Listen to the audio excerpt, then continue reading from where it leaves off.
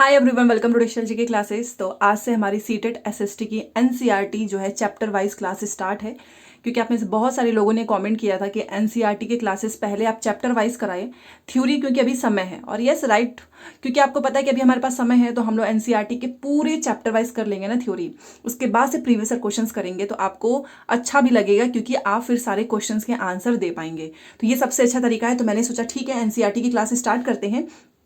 अभी आप chapter wise करेंगे पूरा थ्योरी डिटेल में। उसके बाद जो ये हिस्ट्री है, ठीक है, क्लास 6 की एनसीईआरटी है, वहां से स्टार्ट करें। देन मैंने हिस्ट्री के नोट्स प्रिपेयर करना स्टार्ट कर दिया है शॉर्ट में, क्योंकि इतना डिटेल में आप एग्जाम के समय पे पढ़ नहीं पाओगे। तो ये पूरी थ्योरी में से जो इंपॉर्टेंट है वो चीज़ें आपको नोट्स में मिल जाएगा।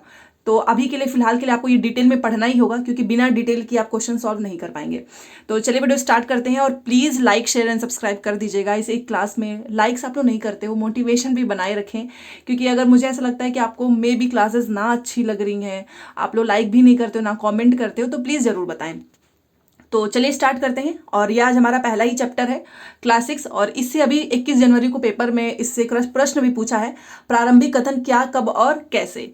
तो बेसिकली ये चैप्टर का थीम मैं आपको बता देती हूँ कि आखिर में हमको इसमें किस चीज़ के बारे में पढ़ना है, ताकि आपको समझ में आए। देखो, आपको पता है कि पास्ट में हम बहुत सारी चीज़ें जान सकते थे, कि मतलब जानते हैं ना कि लोग क्या खाते थे, कपड़े क्या पहनते थे, कहाँ रहते थे, किस तरीके से, मतलब वो कौन सा काम करते थे, जैसे कि पशुपालन, व्यापारी। तो उनके बारे में हम लोगों ने जानकारियाँ इकट्ठा की। तो यही सारी चीज़ें हमको पढ़नी है कि सबसे पहले जैसे कि गेहूं और जौ की खेती कहाँ से स्टार्ट हुई, और ये एनसीईआरटी से क्वेश्चंस उठाए गए हैं सीटेट के द्वारा। तो ये है बेसिकली आपको पहले के बारे में जानना है कि कैसे क्या होता था।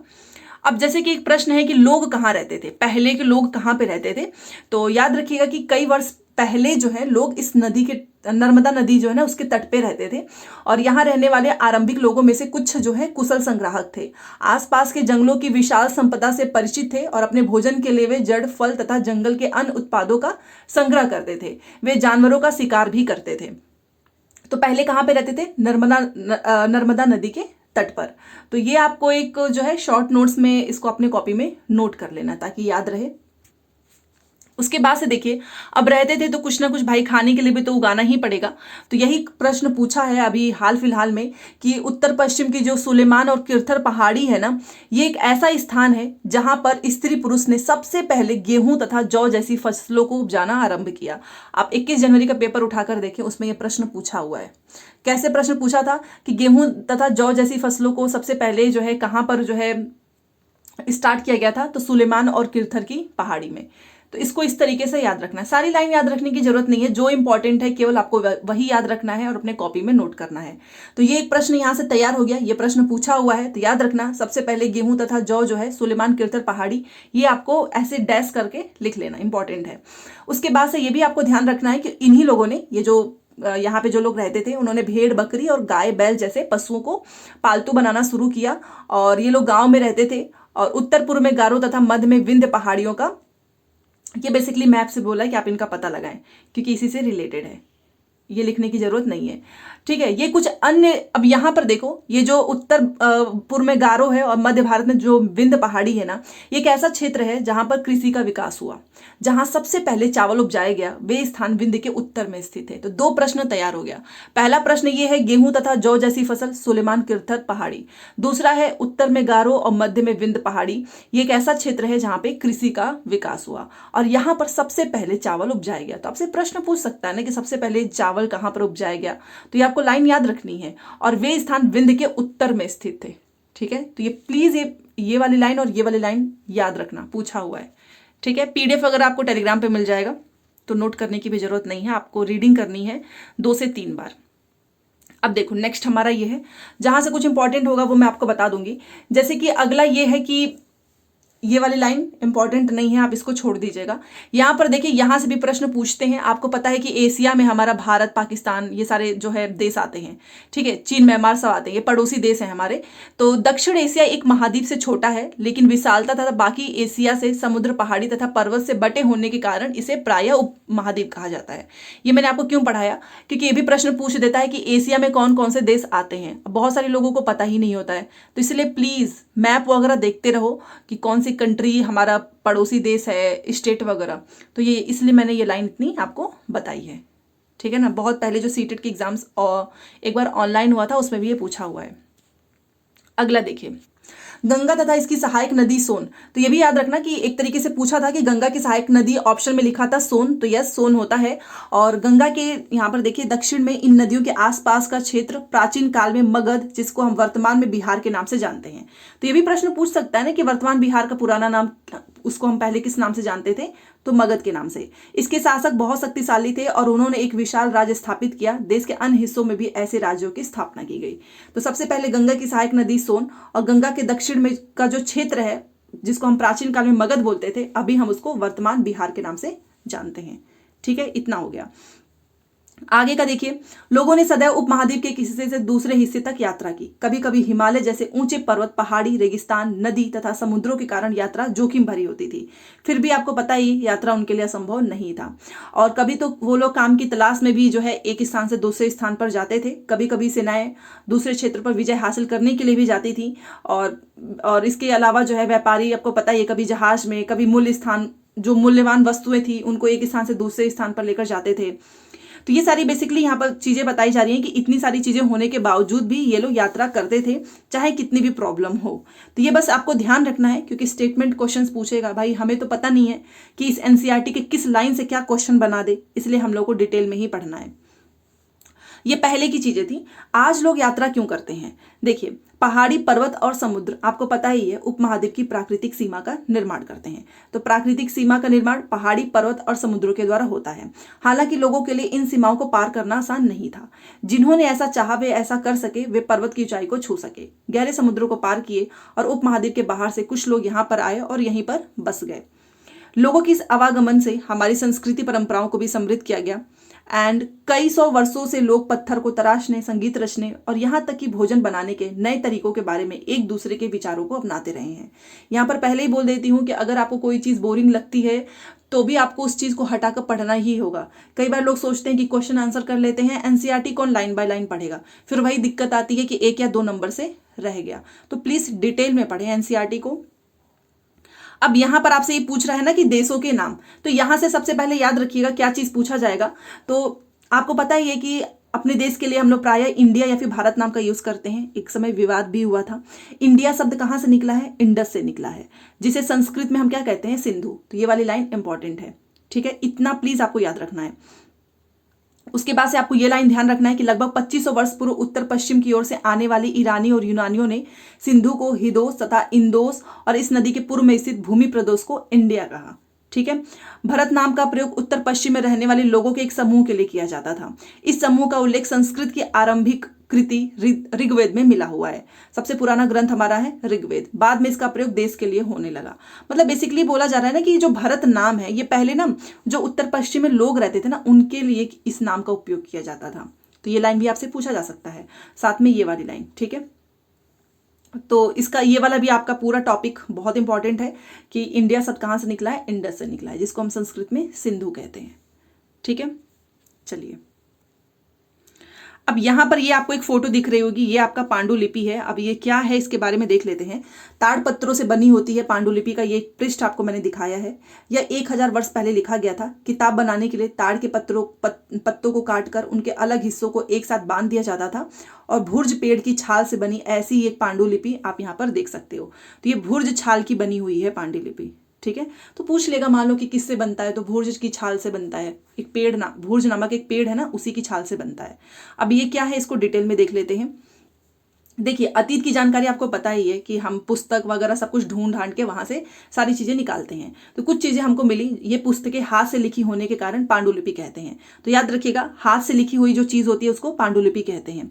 अंग्रेजी में पांडुलिपि के लिए प्रयुक्त होने वाला मैन्युस्क्रिप्ट, पांडुलिपि को इंग्लिश में मैन्युस्क्रिप्ट बोलते हैं, जो कि लैटिन शब्द मैनु, जिसका अर्थ होता है हाथ है या फिर हाथ से निकला है। इसलिए तो पांडुलिपि का मतलब ही होता है ना कि हाथ से लिखी हुई है। इंग्लिश में मैन्युस्क्रिप्ट बोलते हैं, लैटिन शब्द मैनु से निकला हुआ है। यह पांडुलिपियां प्रायः ताड़ पत्रों अथवा हिमालय क्षेत्र में उगने वाले भुर्ज नामक पेड़ की छाल से विशेष तरीके से तैयार भोजपत्र पर लिखी मिलती है। ठीक है, तो ये लाइन भी आपको याद रखना है। एक भी इसमें पॉइंट हम मिस नहीं करेंगे, सारी चीजें करेंगे जहां से जो इंपॉर्टेंट हो। अब यहां पर देखिए, आपको पता है कि कई वर्ष बीत चुके हैं और पांडुलिपियों को कीड़ों ने भी खा लिया है तथा कुछ नष्ट हो गया है, और बट कुछ आज भी पांडुलिपियां उपलब्ध हैं जहां से हमको मंदिरों विहारों में हमको प्राप्त हुआ है, जानकारी मिलती है। इन पुस्तकों में धार्मिक मान्यताओं, व्यवहारों, राजाओं के जीवन, औषधियों तथा विज्ञान सभी प्रकार के विषयों की चर्चा मिलती है।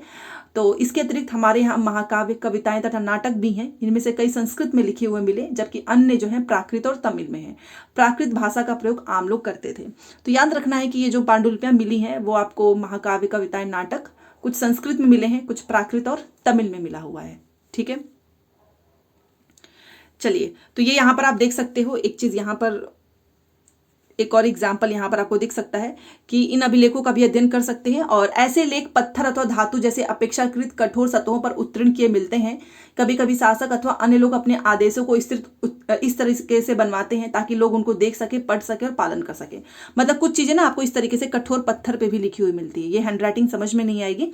तो ऐसे भी अभिलेख मिले हुए हैं जहां पर स्त्री पुरुष ने अपने जो भी उनके काम होते हैं उनको पूरा अच्छे से डिस्क्राइब किया गया है।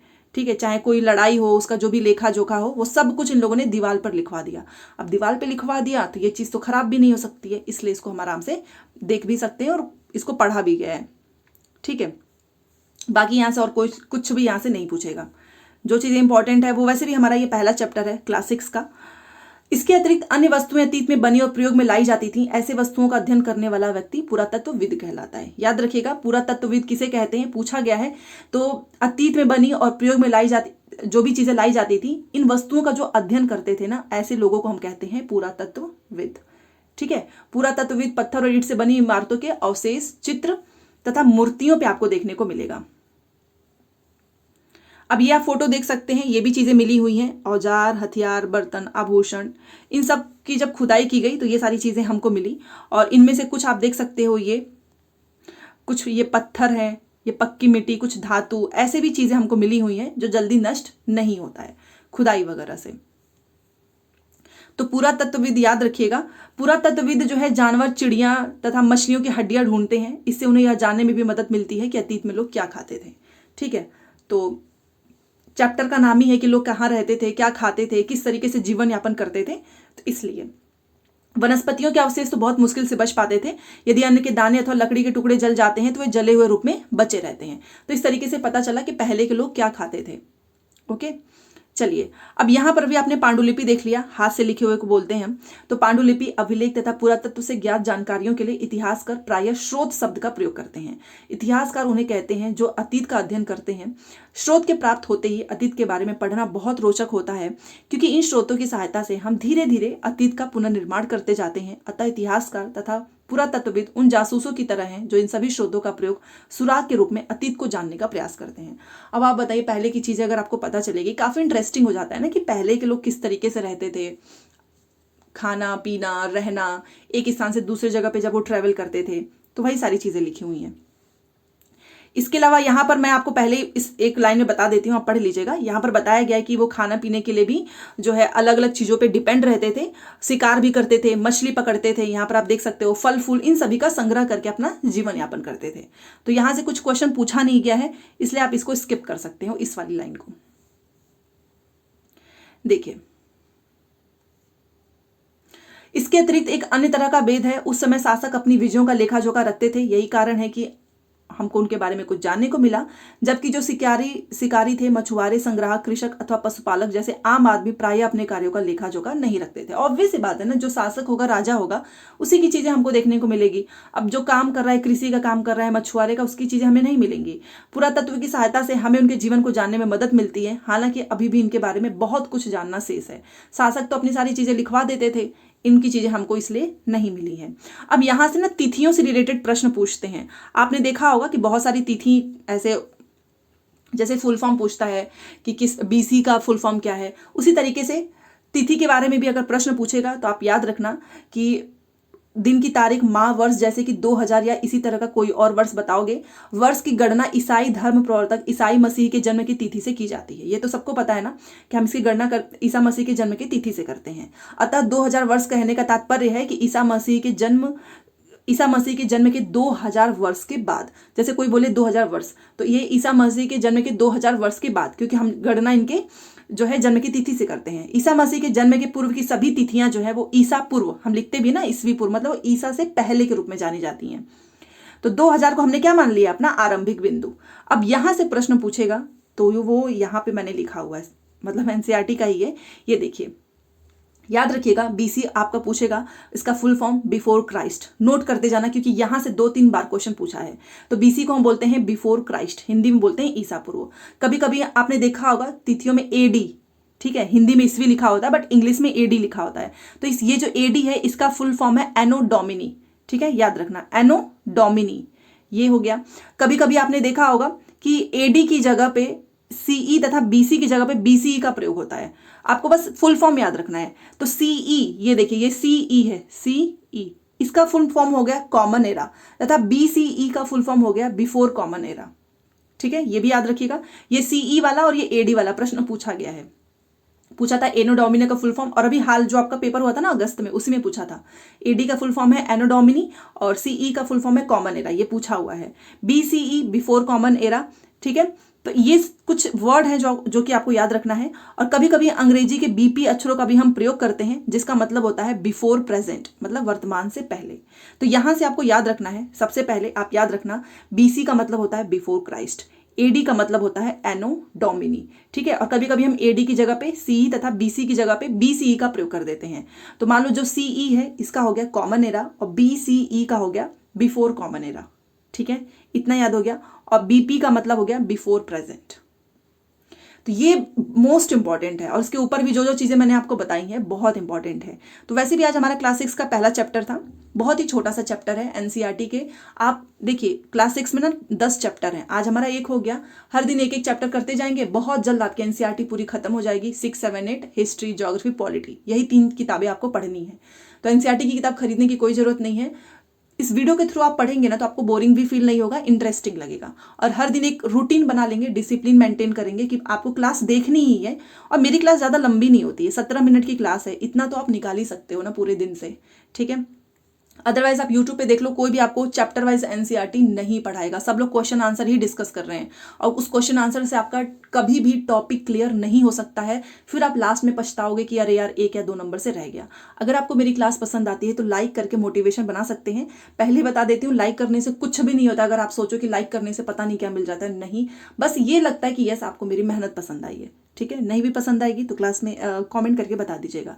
तो चलिए आज से क्लासेस स्टार्ट है डेली 5 बजे, और 3 बजे जितने लोग भी बीपीएससी टीआरई 3, 4 जिसकी भी तैयारी करना चाहते हैं वो 3 बजे की क्लास जरूर करो। हर दिन आपको 1 घंटा का समय निकालना ही निकालना है, ठीक है। तो चलिए मिलते हैं नेक्स्ट क्लास में। Thanks for watching.